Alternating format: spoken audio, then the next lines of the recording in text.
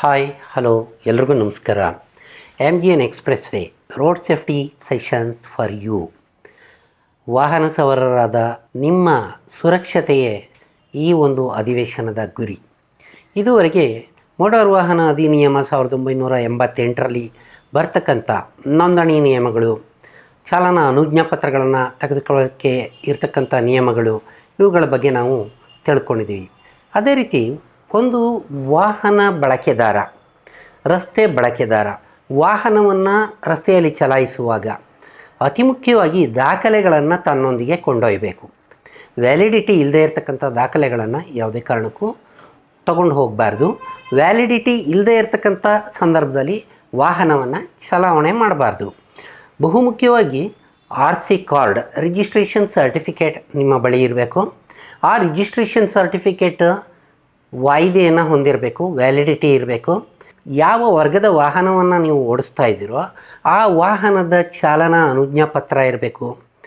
ಹಾಗೆ ಯಾವ ವಾಹನವನ್ನು ಓಡಿಸ್ತಾ ಇದ್ದೀರಿ ಅದಕ್ಕೆ ಸಂಬಂಧಪಟ್ಟಂತೆ ಪರ್ಮಿಟ್ನ ಅಗತ್ಯ ಇದ್ದರೆ ಪರ್ಮಿಟನ್ನು ಕೂಡ ತಾವು ಹೊಂದಿರಬೇಕು.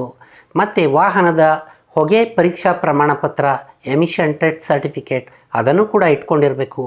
ಹೀಗೆ ಒಂದು ವಾಹನವನ್ನು ಚಲಾವಣೆ ಮಾಡುವಾಗ, ಉದಾಹರಣೆಗೆ ಒಂದು ಸ್ಫೋಟಕ ವಸ್ತುಗಳನ್ನು, ಅಪಾಯಕಾರಿ ವಸ್ತುಗಳನ್ನು ಸಾಗಿಸುವಂಥ ವಾಹನವನ್ನು ಚಾಲನೆ ಮಾಡ್ತಾ ಇರ್ತಕ್ಕಂಥ ಒಬ್ಬ ಚಾಲಕ, ಅವನಿಗೆ ಅದಕ್ಕೆ ಅನ್ವಯವಾಗುವಂತಹ ಒಂದು ಡ್ರೈವಿಂಗ್ ಲೈಸೆನ್ಸನ್ನು, ಅದಕ್ಕೆ ಅನ್ವಯವಾಗುವಂಥ ಒಂದು ಪರ್ಮಿಟನ್ನು ಹೊಂದಿರಬೇಕಾಗತ್ತೆ. ಈ ರೀತಿ ವಾಹನ ಚಾಲನೆ ಮಾಡುವಾಗ ವಾಯಿದೆ ಇರುವ ಸಂಬಂಧಪಟ್ಟ ಎಲ್ಲ ಡಾಕ್ಯುಮೆಂಟ್ಗಳು ಇರಬೇಕು.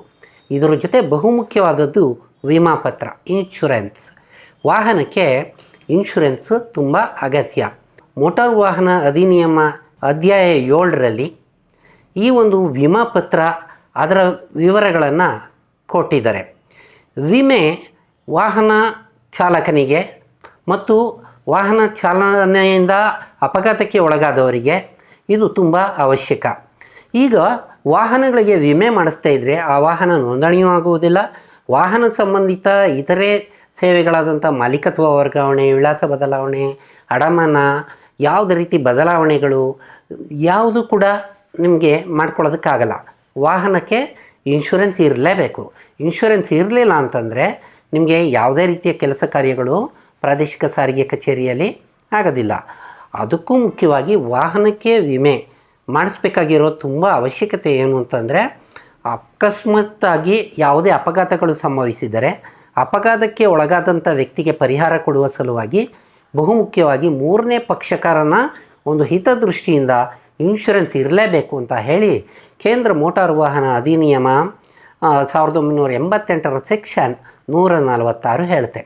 ಸೆಕ್ಷನ್ 146 ವಿಮೆಯ ಅವಶ್ಯಕತೆ, ವಿಮೆ ಏತಕ್ಕೆ ಬೇಕು ಅನ್ನೋದ್ರ ಬಗ್ಗೆ ಹೇಳುತ್ತೆ. ನೀವು ವಾಹನವನ್ನು ಖರೀದಿ ಮಾಡಿದಾಗ ಅಥವಾ ವಾಹನವನ್ನು ನಿಮ್ಮ ಹೆಸರಿಗೆ ವರ್ಗಾವಣೆ ಮಾಡಿಕೊಂಡಾಗ ವಿಮೆಯನ್ನು ನಿಮ್ಮ ಹೆಸರಿಗೆ ಮಾಡಿಕೊಳ್ಬೇಕಾಗತ್ತೆ. ಸೊ ವಿಮಾ ಕಂಪನಿಗಳೊಂದಿಗೆ ಆಯಾ ವರ್ಗದ ವಾಹನಗಳಿಗೆ ನಿರ್ದಿಷ್ಟವಾದಂಥ ಒಂದು ಪ್ರೀಮಿಯಮನ್ನು ಕಟ್ಟಿದ ನಂತರ ಅವರು ಕೇಂದ್ರ ಮೋಟಾರು ವಾಹನ ನಿಯಮ 141ರ ಪ್ರಕಾರ ನಿಮಗೆ ನಮೂನೆ 51ರಲ್ಲಿ ಪಾಲಿಸಿ ಸರ್ಟಿಫಿಕೇಟನ್ನು ಕೊಡ್ತಾನೆ. ಅದೇ ರೀತಿ ಕೇಂದ್ರ ಮೋಟಾರು ವಾಹನ ನಿಯಮಾವಳಿಗಳು 1989ರ ನಿಯಮ 142ರ ಪ್ರಕಾರ ಅದಕ್ಕೊಂದು ಕವರ್ ನೋಟ್ ಅಂತ ಕೊಡ್ತಾನೆ. ಅದನ್ನು ಫಾರಮ್ 52ರಲ್ಲಿ ಕೊಡ್ತಾನೆ. ಸೊ ಈ ಫಾರಮ್ 52ರಲ್ಲಿ ಕವರ್ ನೋಟನ್ನು ಮೊದಲ ಬಾರಿಗೆ ಕೊಡ್ತಾನೆ. ಅದನ್ನು ಕೊಟ್ಟು 6 ತಿಂಗಳ ಒಳಗೆ ಅವನು ಅಧಿಕೃತ ಇನ್ಶೂರೆನ್ಸ್ ಪಾಲಿಸಿಯನ್ನು ನಮೂನೆ 51ರಲ್ಲಿ ಕೊಡಬೇಕಾಗತ್ತೆ. ಈ ಅವಧಿಯಲ್ಲಿ ಆಕ್ಸಿಡೆಂಟ್ ಆದರೆ ಈ ಒಂದು ಕವರ್ ನೋಟನ್ನು ಪಡ್ಕೊಂಡು ಇನ್ಶೂರೆನ್ಸ್ ಪಾಲಿಸಿ ಬರುವುದರ ಒಳಗಿನ ಅವಧಿಯಲ್ಲಿ ಕೂಡ ಅವನಿಗೆ ಅಪಘಾತ ಆದರೆ ಅಪಘಾತದಿಂದ ಪರಿಹಾರ ಸಿಗುವುದಕ್ಕೆ ಇದು ಅನುಕೂಲ ಆಗುತ್ತೆ. ಆದ್ದರಿಂದ ಕವರ್ ನೋಟು ಮತ್ತು ಇನ್ಶೂರೆನ್ಸ್ ಪಾಲಿಸಿಯನ್ನು ತಗೊಳ್ಬೇಕು. ಸೊ ಇನ್ಶೂರೆನ್ಸು ಪಾಲಿಸಿ ತಗೊಂಡ ಮೇಲೆ ನಾನು ದುಡ್ಡನ್ನು ಕಟ್ಟಿ ಇನ್ಶೂರೆನ್ಸ್ ಮಾಡಿಸಿದ್ದೇನೆ, ನನ್ನ ಬಾಧ್ಯತೆ ಮುಗೀತು ಅಂತ ತಿಳ್ಕೊಳ್ಳೋದಲ್ಲ. ಅದರಲ್ಲಿರ್ತಕ್ಕಂಥ ಕಂಡೀಷನ್ಸನ್ನೆಲ್ಲ ಓದಬೇಕು. ಆ ಕಂಡೀಷನ್ಸನ್ನು ಓದಿ ಅರ್ಥ ಮಾಡ್ಕೊಳ್ಬೇಕು. ಯಾವ ಯಾವ ಕಾರಣಗಳಿಗೆ ಈ ವಿಮಾ ಪರಿಹಾರ ಸೌಲಭ್ಯಗಳನ್ನು ನಾವು ಕೊಡಲ್ಲ, ಈ ವಿಮಾ ಪರಿಹಾರ ಸೌಲಭ್ಯದ ಇತಿಮಿತಿಗಳು ಏನು, ಯಾವ ಅವಧಿಯವರೆಗೆ ನಿಮಗೆ ವಿಮಾ ಪರಿಹಾರ ಸೌಲಭ್ಯ ಸಿಗುತ್ತೆ ಅನ್ನುವ ಎಲ್ಲ ಕಂಡೀಷನ್ಸನ್ನು ಅವರೊಳಗೆ ಹಾಕಿಕೊಟ್ಟಿರ್ತಾನೆ. ಆದ್ದರಿಂದ ನೀವು ಅವುಗಳನ್ನು ನೋಡ್ಕೊಳ್ಬೇಕಾಗತ್ತೆ. ಇನ್ನು ಮುಂದುವರೆದು ವಾಹನ ಅಪಘಾತಕ್ಕೆ ಒಳಗಾದಾಗ ಇನ್ಶೂರೆನ್ಸ್ ಕ್ಲೈಮ್ ಮಾಡಬೇಕಾಗತ್ತೆ. ನಿಮ್ಮ ಹತ್ತಿರ ಕಾಂಪ್ರಹೆನ್ಸಿವ್ ಇನ್ಶೂರೆನ್ಸನ್ನು ನೀವು ಮಾಡಿಸಿದರೆ, ಅಂದರೆ ಫಸ್ಟ್ ಪಾರ್ಟಿ ಇನ್ಶೂರೆನ್ಸನ್ನು ಮಾಡಿಸಿದರೆ ವಾಹನ ಮಾಲೀಕರಾದ ತಮಗೂ ವಾಹನದ ಡ್ಯಾಮೇಜ್ಗೂ ಮತ್ತು ಅದರಿಂದ ಎಫೆಕ್ಟ್ ಆದಂಥ ಮೂರನೇ ಪಕ್ಷಕಾರ ಅಂದರೆ ಥರ್ಡ್ ಪಾರ್ಟಿ ಅವನಿಗೂ ಕೂಡ ಪರಿಹಾರ ಸಿಗುತ್ತೆ. ನೀವೇನಾದ್ರು ದುಡ್ಡು ಕೊಟ್ಟು ಒಬ್ಬ ಡ್ರೈವರ್ನ ಅಪಾಯಿಂಟ್ ಮಾಡ್ಕೊಂಡಿದ್ರೆ ಅವನಿಗೂ ಕೂಡ ಪರಿಹಾರ ಸಿಗುತ್ತೆ.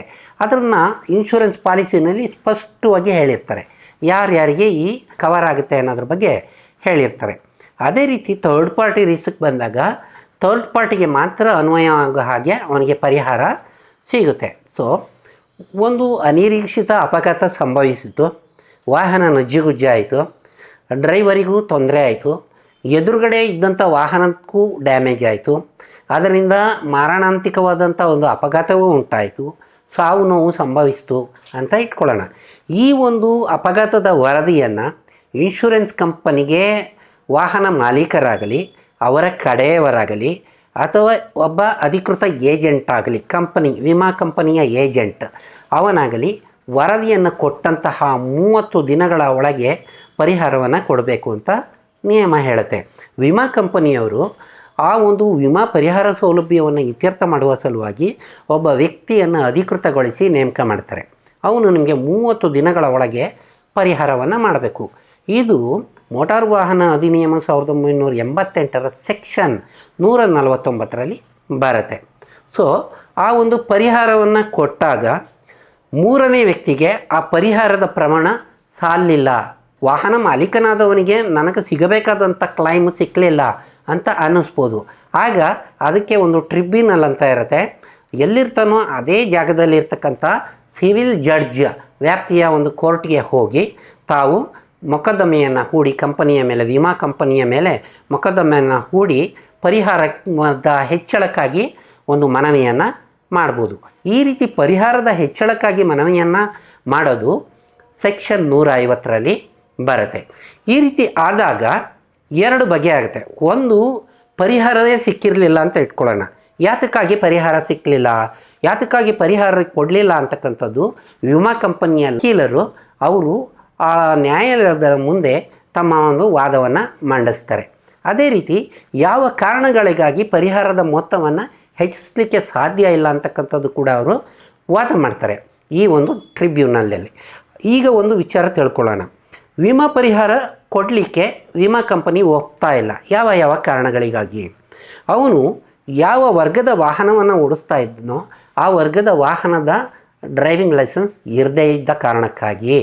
ಅಂದರೆ ಅವನದ ಸ್ಕೂಟರ್ ಡ್ರೈವಿಂಗ್ ಲೈಸೆನ್ಸ್ ಇರುತ್ತೆ ಕಾರ್ ಓಡಿಸ್ತಾ ಇದ್ದ ಸಂದರ್ಭದಲ್ಲಿ, ಕಾರ್ ಡ್ರೈವಿಂಗ್ ಲೈಸೆನ್ಸ್ ಇರುತ್ತೆ ಲಾರಿ ಓಡಿಸ್ತಾ ಇದ್ದಂಥ ಸಂದರ್ಭದಲ್ಲಿ, ಟ್ರ್ಯಾಕ್ಟರ್ ಡ್ರೈವಿಂಗ್ ಲೈಸೆನ್ಸ್ ಇರುತ್ತೆ ತೊಗೊಂಡೋಗಿ ಬಸ್ ಓಡಿಸ್ತಾ ಇರ್ತಾನೆ, ಅದರಿಂದ ಆಕ್ಸಿಡೆಂಟ್ ಆಗಿಬಿಟ್ಟಿರುತ್ತೆ. ಈ ರೀತಿ ತನ್ನಲ್ಲಿ ಇಲ್ಲದೆ ಇರತಕ್ಕಂಥ DL ವ್ಯಾಪ್ತಿಯನ್ನು ಮೀರಿ ಅವನು ಅದನ್ನು ಬಳಸಿದ್ದ ಪಕ್ಷದಲ್ಲಿ 1ನೇ ಪಾಯಿಂಟು. ಅದೇ ಡ್ರೈವಿಂಗ್ ಲೈಸೆನ್ಸ್ ಯಾವುದಾದ್ರೂ ಕಾರಣಗಳಿಗಾಗಿ ಅಮಾನತುಗೊಂಡಿದ್ದರೆ, ಯಾವುದಾದ್ರೂ ಒಂದು ಶಿಕ್ಷೆಗೆ ಒಳಗಾಗಿದ್ದರೆ DL, ಅದರಿಂದ ಕೂಡ ವಿಮಾ ಪರಿಹಾರ ಸಿಕ್ಕೋದಿಲ್ಲ. ಫಾರ್ ಎಕ್ಸಾಂಪಲ್, ಕುಡಿತದ ಚಾಲನೆಯ ಪರಿಣಾಮವಾಗಿ ಸೆಕ್ಷನ್ 185 ಪ್ರಕಾರ ಅಪರಾಧ ಪ್ರಕರಣದಲ್ಲಿ ಭಾಗಿಯಾಗಿ DL ಸಸ್ಪೆನ್ಷನ್ ಆಗಿದ್ದರೆ ಅದರಿಂದನೂ ವಿಮಾ ಪರಿಹಾರ ಸಿಕ್ಕೋದಿಲ್ಲ. ಮತ್ತು ವಾಹನ ಅಪಘಾತಕ್ಕೆ ಒಳಗಾದಂಥ ಸಂದರ್ಭದಲ್ಲಿ ವಿಮೆಯ ವಾಯಿದೆ ಮುಗಿದಿದ್ರೂ ಕೂಡ ಅವನಿಗೆ ವಿಮಾ ಪರಿಹಾರ ಸಿಕ್ಕೋದಿಲ್ಲ. ಹಾಗೆ ಯಾವ ವಾಹನದಲ್ಲಿ ಸರಕನ್ನು ಸಾಗಿಸ್ತಾ ಇದ್ನೋ, ಯಾವ ವಾಹನದಲ್ಲಿ ಪ್ರಯಾಣಿಕರನ್ನು ಸಾಗಿಸ್ತಾ ಇದ್ನೋ ಅಂತಹ ಒಂದು ಸಂದರ್ಭದಲ್ಲಿ ಅದಕ್ಕೆ ನಿಗದಿಗೊಳಿಸಿದಂಥ ಒಂದು ಪರ್ಮಿಟ್ ಇಲ್ಲದೇ ಇದ್ದಂಥ ಪಕ್ಷದಲ್ಲಿ ಕೂಡ ವಿಮಾ ಪರಿಹಾರ ಸಿಕ್ಕೋದಿಲ್ಲ. ಅದೇ ರೀತಿ ತೆರಿಗೆಯನ್ನು ಕಟ್ಟದೇ ಇದ್ದಾಗ, ಯಾವುದೇ ಒಂದು ಅಪರಾಧ ಪ್ರಕರಣಗಳಲ್ಲಿ ಆ ವಾಹನದ ಮಾಲೀಕರು ಒಳಗಾಗಿದ್ದಾಗ ಈ ರೀತಿ ವಿಮಾ ಪರಿಹಾರ ಸಿಕ್ಕೋದಿಲ್ಲ. ಇದನ್ನು ಮೀರಿ ಯಾವುದೇ ಒಂದು ರೇಸ್ ಸ್ಪರ್ಧೆಗಳಲ್ಲಿ ಭಾಗವಹಿಸಿ ಅನಾಹುತ ಉಂಟಾದರೆ ವಿಮಾ ಪರಿಹಾರ ಬರೋದಿಲ್ಲ. ಅದೇ ರೀತಿ ವೇಗದ ಸ್ಪರ್ಧೆಯಲ್ಲಿ ಭಾಗವಹಿಸಿ ಅನಾಹುತ ಉಂಟಾದರೆ ಯಾವುದೇ ವಿಮಾ ಪರಿಹಾರ ಸಿಕ್ಕೋದಿಲ್ಲ. ಹಾಗೆ ಯಾವುದಾದ್ರೂ ಒಂದು ದೊಂಬಿ ಪ್ರಕರಣದಲ್ಲಿ, ಮುಷ್ಕರದಲ್ಲಿ ಆ ವಾಹನ ಭಾಗಿಯಾಗಿದ್ದು ಅದರಿಂದ ಅದಕ್ಕೆ ಜಖಮ್ಮಾಗಿದ್ದರೆ, ಯಾವುದಾದ್ರೂ ಅನಾಹುತ ಅಪಘಾತಗಳು ಆಗಿದ್ದರೆ ಅದಕ್ಕೂ ಕೂಡ ವಿಮಾ ಪರಿಹಾರ ಸಿಕ್ಕೋದಿಲ್ಲ. ಇವನ್ನೆಲ್ಲವನ್ನು ಕೂಡ ನೀವು ಸೆಕ್ಷನ್ 150ರಲ್ಲಿ ನೋಡ್ಬೋದು. ವಿಮಾ ಪರಿಹಾರ ಸೌಲಭ್ಯಗಳ ವಿಚಾರದಲ್ಲಿ ಬಂದಾಗ ಸಾಮಾನ್ಯವಾಗಿ ಕೆಲವೊಂದು ಪ್ರಶ್ನೆಗಳು ಬರುತ್ತೆ. ಅದರ ಪೈಕಿ ಮುಖ್ಯವಾದದ್ದು ಬೆಂಕಿ ಅಪಘಾತಕ್ಕೆ ಒಳಗಾದಂಥ ವಾಹನ, ಇದರಿಂದ ವಿಮಾ ಪರಿಹಾರ ಸೌಲಭ್ಯವನ್ನು ಪಡಿಬೋದಾ ಅಂತ. ಇದಕ್ಕೆ ಒಂದು ಉದಾಹರಣೆಯನ್ನು ಹೇಳ್ತೀನಿ. 2019ರಲ್ಲಿ ಬೆಂಗಳೂರಿನ ಯಲಹಂಕ ಏರ್ಬೇಸ್ನಲ್ಲಿ ಒಂದು ಏರ್ ಇಂಡಿಯಾದು ವೈಮಾನಿಕ ಪ್ರದರ್ಶನ ನಡೀತಾ ಇತ್ತು.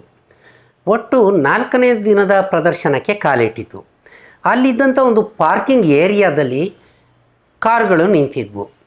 ಆ ಪಾರ್ಕಿಂಗ್ ಏರಿಯಾದಲ್ಲಿ ಹುಲ್ಲುಗಾವಲಿನ ರೀತಿಯಲ್ಲಿ ಇತ್ತು. ಆ ಹುಲ್ಲುಗಾವಲಿನ ರೀತಿಯಲ್ಲಿದ್ದಂಥ ಪಾರ್ಕಿಂಗ್ ಏರಿಯಾಗೆ ಆಕಸ್ಮಿಕವಾಗಿ ಬೆಂಕಿ ಬಿದ್ದಂಥ ಪರಿಣಾಮವಾಗಿ ಒಟ್ಟು 300ಕ್ಕೂ ಹೆಚ್ಚು ವಾಹನಗಳು ಬೆಂಕಿಗೆ ಆಹುತಿಯಾದವು. ಇಂಥ ಒಂದು ಸಂದರ್ಭದಲ್ಲಿ ಆ ಒಂದು ವಾಹನಗಳ ಮಾಲೀಕರಿಗೆ ವಿಮಾ ಪರಿಹಾರ ಸೌಲಭ್ಯ ಸಿಕ್ತು. ಆದರೆ ಆ ವಾಹನಗಳಿಗೆ ಕಾಂಪ್ರಹೆನ್ಸಿವ್ ಇನ್ಶೂರೆನ್ಸ್ ಇರಬೇಕು, ಸಮಗ್ರ ವಿಮಾ ಸೌಲಭ್ಯವನ್ನು ಮಾಡಿಸ್ಕೊಂಡಿರಬೇಕು. ಥರ್ಡ್ ಪಾರ್ಟಿ ಇನ್ಶೂರೆನ್ಸ್ಗೆ ಅದು ಬರೋದಿಲ್ಲ. ಫಸ್ಟ್ ಪಾರ್ಟಿ ಇನ್ಶೂರೆನ್ಸ್, ಕಾಂಪ್ರಹೆನ್ಸಿವ್ ಇನ್ಶೂರೆನ್ಸನ್ನು ತಗೊಂಡಿರಬೇಕು.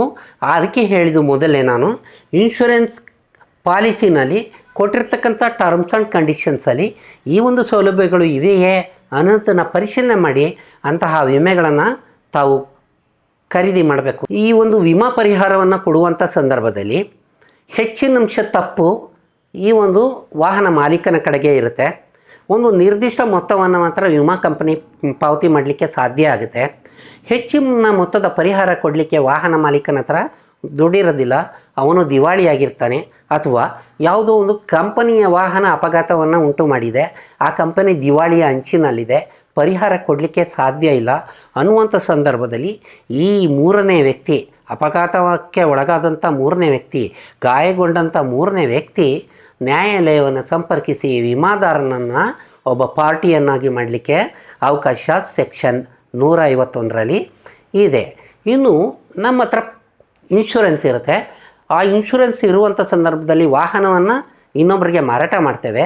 ಆ ವಾಹನವನ್ನು ಮಾರಾಟದಿಂದ ತೆಗೆದುಕೊಂಡಂಥವರು ಕೂಡ ಆ ಇನ್ಶೂರೆನ್ಸನ್ನು 14 ದಿನಗಳ ಒಳಗಾಗಿ ನಿರ್ದಿಷ್ಟವಾದಂಥ ಒಂದು ಶುಲ್ಕವನ್ನು ಪಾವತಿಸಿ ಅರ್ಜಿ ಸಲ್ಲಿಸಿ ವಿಮಾ ಕಂಪನಿಯಿಂದ ಆ ಒಂದು ವಿಮಾ ಪತ್ರವನ್ನು ಅವರ ಹೆಸರಿಗೆ ವರ್ಗಾವಣೆ ಮಾಡಿಕೊಳ್ಬೇಕಾಗತ್ತೆ. ಇನ್ನು ಅಪಘಾತ ನಡೆದಂಥ ಸಂದರ್ಭಗಳಲ್ಲಿ ಅಪಘಾತ ನಡೆದಂಥ ಸ್ಥಳದ ಪರಿಶೀಲನೆ, ಪಂಚನಾಮೆ, ಮಹಜರು ವರದಿ ಇವುಗಳನ್ನೆಲ್ಲ ಪೊಲೀಸ್ ಡಿಪಾರ್ಟ್ಮೆಂಟ್ ಅವರು ಸೆಕ್ಷನ್ 159 ಪ್ರಕಾರ ಮಾಡ್ತಾರೆ. ಸೆಕ್ಷನ್ 160 ಪ್ರಕಾರ ಪ್ರಾದೇಶಿಕ ಸಾರಿಗೆ ಅಧಿಕಾರಿಗಳ ಕಚೇರಿ ಅಂದರೆ RTO ಕಚೇರಿಗಳಲ್ಲಿ ಇನ್ಸ್ಪೆಕ್ಟರ್ ಆಫ್ ಮೋಟಾರ್ ವೆಹಿಕಲ್ಸ್ ಅವರು ಆ ವಾಹನದ ತಾಂತ್ರಿಕ ಸ್ಥಿತಿಗತಿಗಳನ್ನು ಪರಿಶೀಲಿಸ್ತಾರೆ. ಯಾವೆಲ್ಲ ಭಾಗಗಳು, ಬಿಡಿ ಭಾಗಗಳು ಡ್ಯಾಮೇಜ್ ಆಗಿವೆ, ಇದರಲ್ಲಿ ತಾಂತ್ರಿಕ ಕಾರಣ ಏನು ಅನ್ನೋದನ್ನು ಅವರು ವರದಿ ಕೊಡ್ತಾರೆ. ಆದರೆ ನನ್ನ ಅನುಭವದಲ್ಲಿ ಹೇಳೋದಾದರೆ ಮೋಟಾರು ವಾಹನ ನಿರೀಕ್ಷಕರಿಂದ ವರದಿ ಕೊಡುವಾಗ ತಾಂತ್ರಿಕ ದೋಷವನ್ನು ನಮೂದು ಮಾಡೋದು ಕಮ್ಮಿ. ಯಾಕೆಂತಂದರೆ ಯಾವುದೇ ತಾಂತ್ರಿಕ ದೋಷ ಉಂಟಾಗುವ ಮುನ್ನ ವಾಹನ ಮಾಲೀಕನ ಜವಾಬ್ದಾರಿಯೂ ಅಷ್ಟೇ ಆಗಿರುತ್ತೆ. ಟೈರ್ ಬರ್ಸ್ಟ್ ಆಗೋಯ್ತು ಅಂತ ಹೇಳಿದ್ರೆ ಆ ಟೈರ್ನ ಸ್ಥಿತಿಗತಿಯನ್ನು ನೋಡಬೇಕಾಗಿದ್ದು ಆತನ ಕರ್ತವ್ಯ. ಬ್ರೇಕ್ ಫೇಲ್ಯೂರ್ ಆಯಿತು ಅಂತಂದರೆ ಅದು ಬ್ರೇಕ್ ಸ್ಥಿತಿಗತಿಗಳನ್ನು ನೋಡ್ಕೋಬೇಕಾಗಿದ್ದು ಕೂಡ ಅವನ ಕರ್ತವ್ಯ.